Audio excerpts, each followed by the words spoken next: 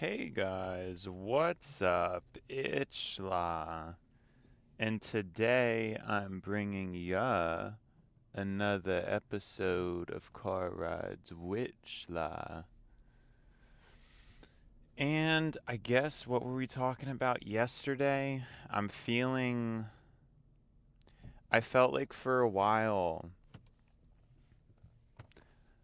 I've seriously for so long, we could say it's been almost a decade. When I was 14, I first kind of had my first conscious awakening to things and realizing that video games were a waste of time and that I could really be doing other things with myself. And it took a while. It really took a while for that to really get anywhere. I personally think while music was somewhat of a productive outlet, it was a more productive outlet than anything I had really done before. The music, obviously. It still was not. I don't know. The music I made, I didn't feel like that was remotely as impressive as what I'm doing now, in my opinion. I guess that can be debated. I guess it can be debated because some people would argue, oh, well, now you're just talking, and before you were making lyrics and making beats, and but no, I think I'm finally showcasing kind of what I was always made to do and what I'm capable of, and all that through this medium. I think I was always meant to primarily be a talker. I think we've talked about this millions of times before. But yeah, I guess I feel like fairly recently I finally have that outlet or that thing to do. And the thing to do is to talk. And I resent and I don't know why I didn't start doing this sooner. Because I really could have had this going for so long. I didn't even work, so I had plenty of time to record in a studio setting. But for some reason, I was just a mess. And it is what it is, right? I don't know. I don't know what else there really is to say about it, but there's no reason to look back. I'm just locked into the present, and we'll see how things go. What I was just thinking about is just kind of minimums of income, and I really think I need to be making a bare minimum of 1,000 a month after tax in order to truly feel comfortable. But I don't know that that's really enough to quit my job. I really think a more realistic threshold is 2,000 a month after tax. That'll really, that would be a very super freedom amount of money, I think. And the main thing is that there's no commute. Like right now, if I made 2,000 net at my job, that would be kind of crazy because that's not even, a lot of that's going to gas and to car expense stuff, car wear and tear. But if I was just making 2,000 off of just YouTube, I feel like I'd be very comfortable. And that would even open up the door for a casual job or something. So I think that's really the mark, is to hit that 1,000 to 2,000 after taxes. I think that is just like an incredible life. And I'm hoping to get there soon. Now, I guess I really have to work, as much as it's pressure, as much as it's not super comfortable. I gotta work, because I really want to get there in a year or two, truthfully. I'd like to be a free and comfortable person. And no, I wouldn't quit my job, but at least then I would really be stacking. Like then that would just be such a comfortable, good life. So I kind of need to get my head in the game, I think. I think I'm still not really doing enough. I have to think, and I have to try to run this joint like a business, like try to think about the different opportunities I could have and stuff. I do need to look into editing. I'm not sure when that's going to happen, but things are going to need to shape up. Because I really do want that. I want to have freedom. And I think it'll take a year, honestly. I think even a year from now, we won't really be there.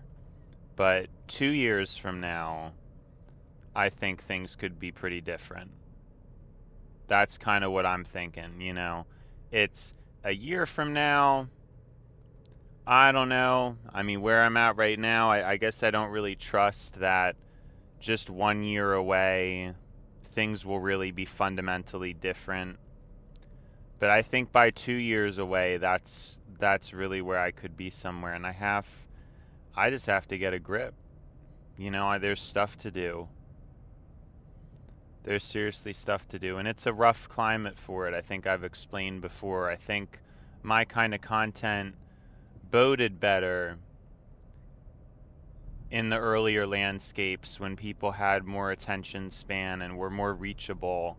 It's a lot harder to be a creator now because it's not dependent on your talent as a person. It's your ability to just get in with the algorithm. That's what it's dependent on. And I guess that for me is a disadvantage because, like I've said before, I was actually better at self-promo than anybody I had known.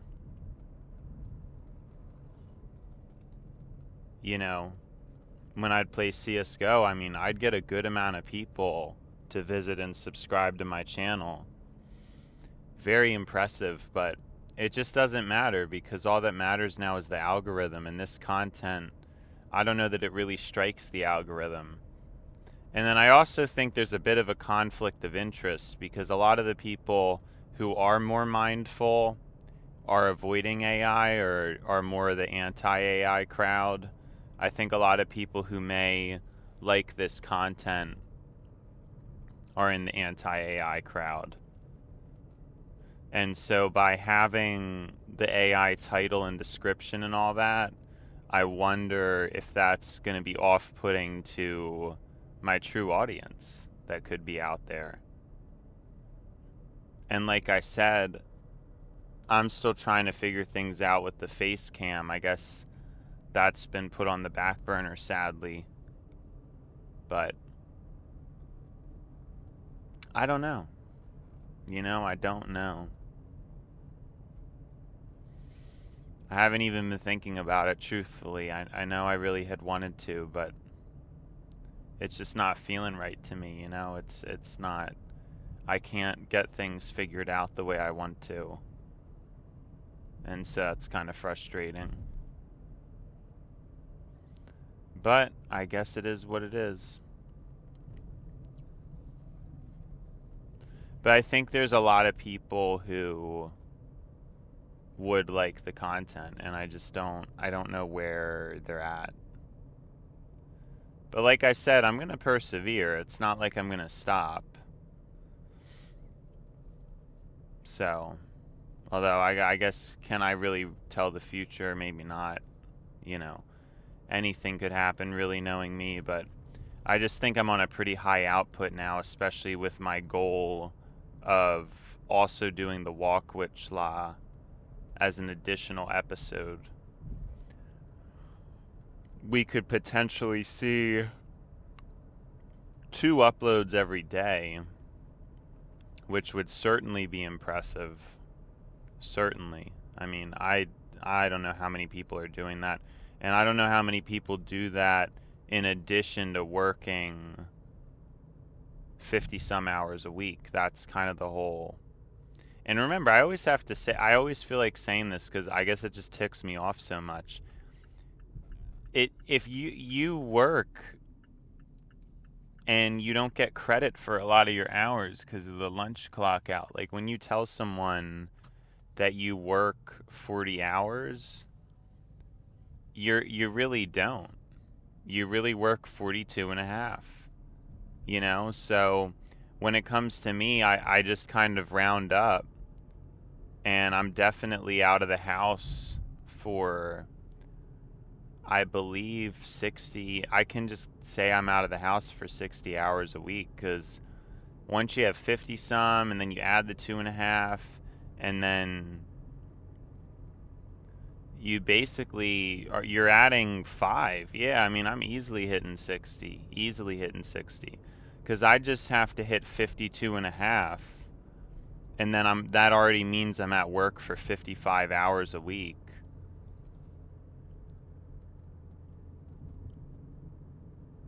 And then with the rides, that would be enough to make it 60. You know what I mean? So it's 60. It's literally I'm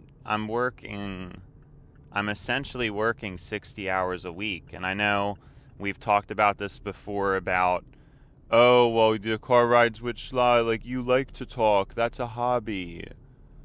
Right, but it's not really a hobby because I'm commuting to work. Like, I'm talking, yes, the talking part is a hobby, but that definitely does not make it not work. And also, yeah, it has to count as work. I don't understand how you could just write it off as a hobby. It is a hobby. You know, it is a hobby, but it's work.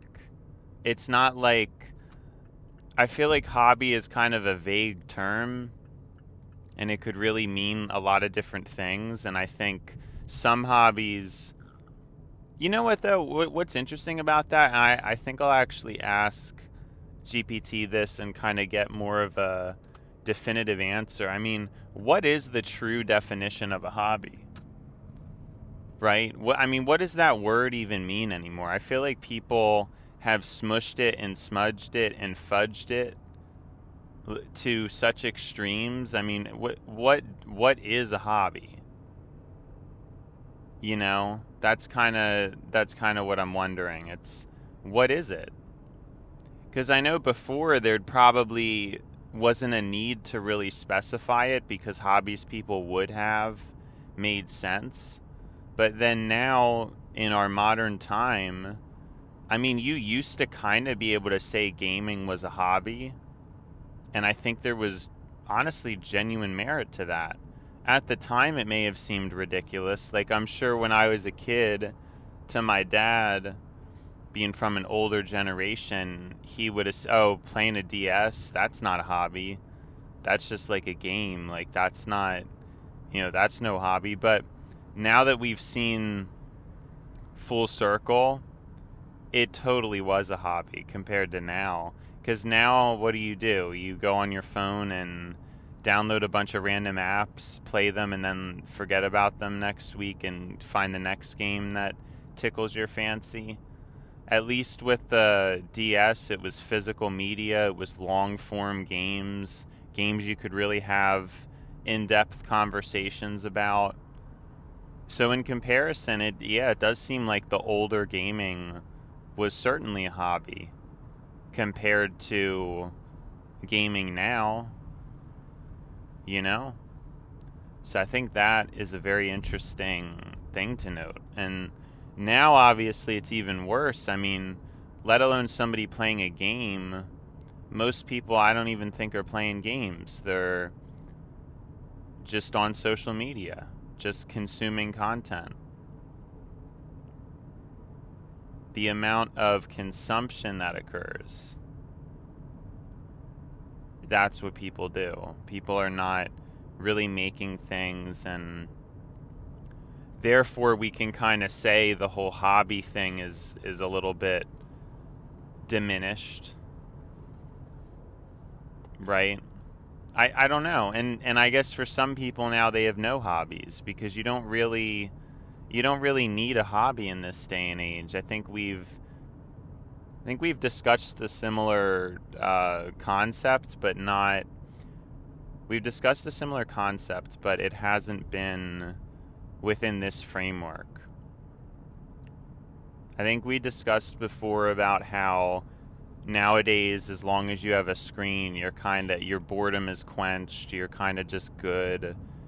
Things have finally been developed in a way where we're reaching the limits of what the human brain can be occupied by. So obviously short form content, I think, is that limit.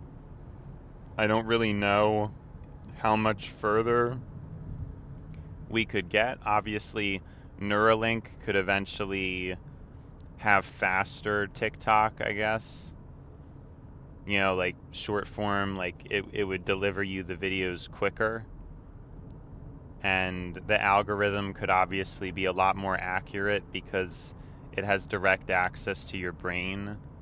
So I guess there's still room, but I think for a lot of humans, the current state of things is so near their max, and it works well enough. Boredom is seemingly endless. Like, it's boredom quenching is seemingly endless. The lack of boredom, a boredom eliminator, is basically there. Not for everybody. I mean, there's some people who that's probably not the case, but then it will be the case once Neuralink's out. But yeah, I don't think you really need hobbies anymore. You're almost kind of expected to go to work, be on a screen, eat, sleep, and that's supposed to be your life. You're not really supposed to do anything. They've eroded the economy so that people can't. But people say that, but I still go back to my original theory is there is still a layer of personal responsibility, because I know with how unhealthy most people eat, I have to spend a good amount on food because I'm carnivore. So, and I've explained before, I do believe carnivore is by far the cheapest way to be healthy.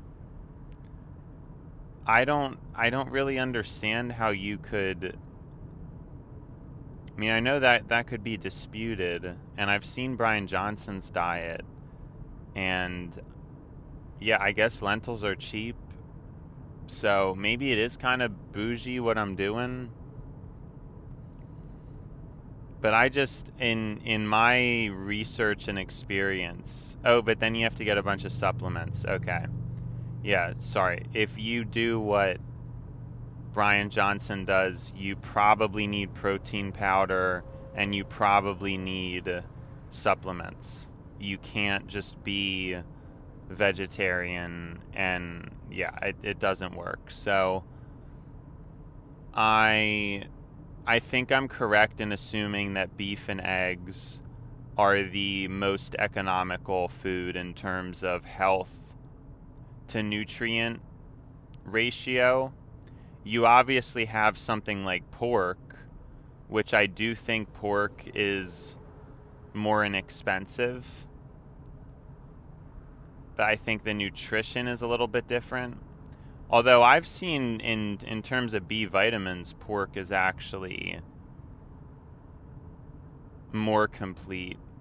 But I still think for overall health, beef is healthier. So, but I guess we could debate about that. But the whole point is beef and eggs, even when they might have a surge in price, eggs oftentimes can get those. I think it happened recently. Like a couple months ago, for a period of time, there was egg price increases. Even still, it's not particularly close. If you want to be healthy, unless you have certain genetic predispositions to a high cholesterol diet or, I guess, animal proteins or something, carnivore is really difficult to beat in terms of value for nutrition. So, sorry, to wrap it back to what I was saying, I'm glad I remembered because I almost forgot. I do have to spend quite a bit on groceries, probably more than most people, but at the same time, I might kind of be right in line with most people because here's the thing, most people are not very optimized. And that's kind of what I was getting to. Most people are not optimized when it comes to their grocery purchasing. So a lot of people buy those frozen meals and stuff. And also a lot of people eat out way more than me. I mean, I never intentionally choose to go out to eat myself, right? I never choose to do that.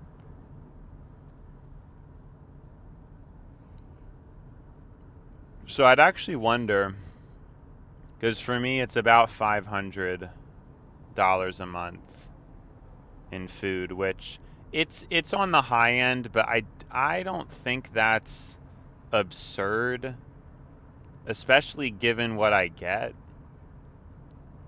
And again, I'm sure a lot of people rival that.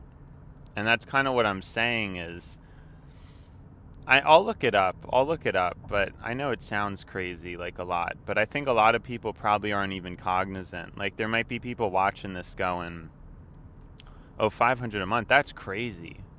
That's crazy. But then what if they basically spend the same amount? You know what I mean? Like they people are so out of touch with even what they do. Like I said, I mean, I could map out to you the exact amounts of what I need and kind of what I need a day food-wise and all that. Other people, they like make too much food, have to throw it out, don't make enough, and then people are just slobs when it comes to organization. But I have everything down, but that's just kind of my theory. I feel like people might hear that and think it's crazy, but I'm never doing DoorDash. I'm never getting takeout. I'm never going out to a restaurant. So I'm basically functioning maximally, but as cheap as possible. And I think it's a pretty reasonable expense. You know, I think I'm going to look it up, but I do think I'm correct where I probably fall roughly within or near the median. I really do. I don't know, man. But anyways, my whole point is that if I was not carnivore and if I didn't care about my health, my food cost could be very, very low. It could really be low. Like, I'm so serious.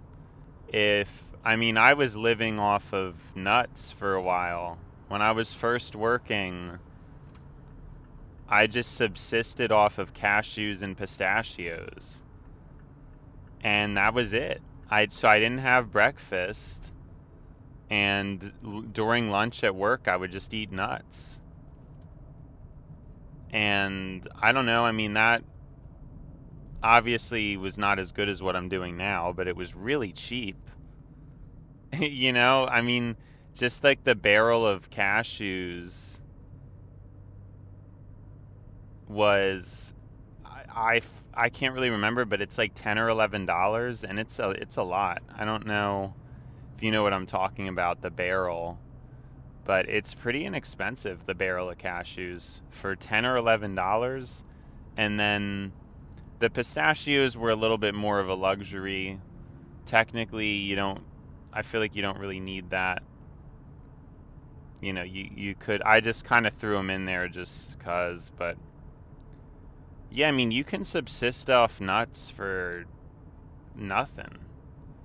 Now that I know what I know now, oh, and also sunflower seeds, they're very nutrient dense.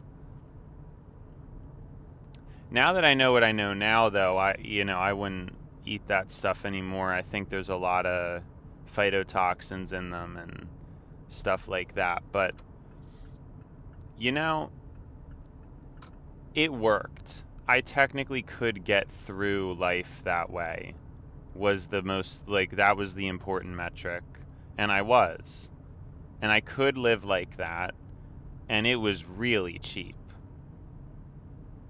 I mean, if I really had to guess, like if I really had to push it personally, I could probably live off of like a $200 to $300 a month food budget easily. And plus, I'm getting like organic stuff too. I mean, if I was getting, I could get cheaper meat and cheaper cheese and all that kind of stuff. Like I'm getting like top quality. Well, not top quality, because I'm sure you could get better, but I'm getting pretty good quality, like organic, all organic. It's all good stuff. The meat, cheese, and butter and the stuff that I'm getting. I mean, that's the thing. Like it could probably go all the way down to $400 a month if I didn't get organic stuff. Maybe even under 400. I don't know. But that's what I'm saying. I mean, if I was vegetarian and chose to go down that path, I could easily see myself living off of just, I don't know, super, super low amounts of cost. But the thing is, too, the other thing I always think about with carnivore is it's satisfying. I mean, the stuff tastes really good. Like, there's really nothing better than meat and cheese. There's nothing tastier than that, you know? And so I think it's important to point that out too. Like the quality of life is so high. You know, the quality is so high. Sorry, I just think this is funny because this guy was going really slow before. It's like a cement mixer. And then he was really speeding. Now he's going like faster than me. I don't know what this guy's doing, honestly. But yeah, I wasn't really paying attention, and the cars in front of me were kind of slowing down, so I had to use my brake more than I'd like, because usually I just hardly have to use the brake. But, you know. Wow, a police officer not using the turn signal. What do we think about that? When he should have.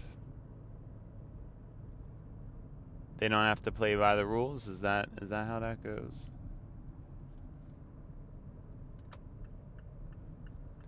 Is that how that goes? Fortunately, there is no traffic today. What a pleasant surprise. Although I did get out a little earlier because I mentioned I guess I have to start doing that. What I think, because I was thinking about it, is that a lot of people, when it's lighter out, they might shift their schedule a little bit. So I think just the perception, because you have to remember, a lot of people, they're not really aware of things. They're not really conscious of things. And so because of that, they're kind of just subconsciously in accordance with nature. So I think people will subconsciously end up just, like if the sun's out sooner, they're just going to wake up sooner.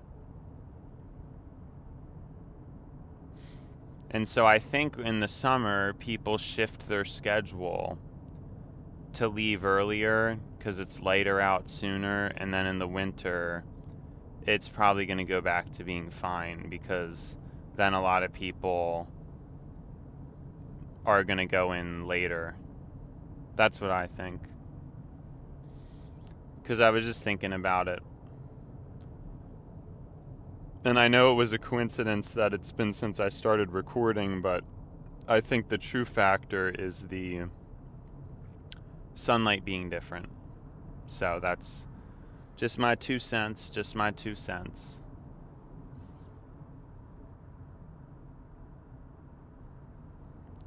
Yeah, now I don't even really remember what we were talking about now. We were talking about something before that. Well, let's just wrap it back to what we were talking about in the beginning. Because I don't even think I finished what I never said the, we just kept getting sidetracked onto other things. It's kind of funny. My original point was I felt that since I was 14-ish, I really wanted to do stuff with life. I didn't want to just play video games. Sorry, this person just totally did not let me go. That was so weird. No, I think they're just they're just oblivious or rude or something. That was so weird. And then he shifted out there's no point in even making comments. Since I was about 14, I kind of was realizing didn't really want to play games anymore, mess around, but it's hard. It's hard to just do that, especially when that was my life at that point. My whole life, all I knew was games from when I was 5 years old and was first introduced to the DS and to Pokemon. And then, some other games too, obviously, but that was all I even knew what to do. So it's kind of difficult to figure all that out.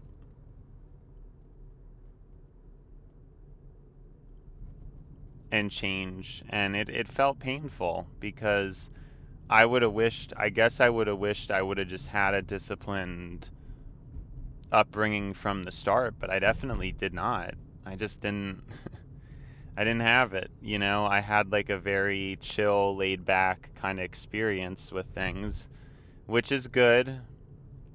It's good in some ways, but I wish I had more discipline, but it is what it is. There's, again, another thing, there's not really any point in resenting. Guess there could be a reason to reflect, but not to resent. That I don't really think makes any sense.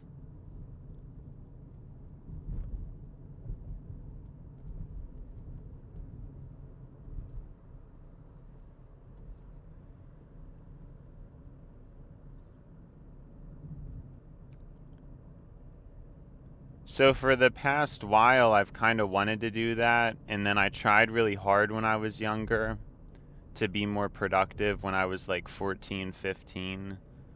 But then